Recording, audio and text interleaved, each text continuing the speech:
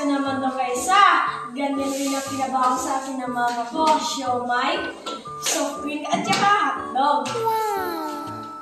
Talaga ba, Andrea? Ang baon mo ay nilagang itlog, mga prutas at saging? Baka mamaya mainit ka, huwag ang hingi Alam mo ba, Emma at Duquesa, na ang baon kong ito'y pinaghirapan ready ng aking mama para sa akin at para din sa aking mga kapatid. Dahil ito ay masusustansyang pagkain at nagpapabusog at higit sa lahat nagpapalusog. Basta ako, ayoko nan. Ang mga ito ay nagbibigay ng mga bitamina at protina na kailangan ng ating katawan. Dahil sa masustansyang pagkain na inahanda ni Mama ay hindi na masyadong nagkakasakit ang aming buong pamilya.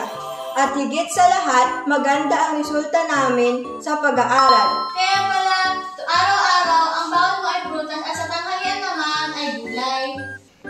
Sa bagay, tama ka naman at kita naman sa pag-aaral sa katawan mo. Dapat nating tandaan na ang pagkain ng sapat ay nakakatulong sa ating katawan.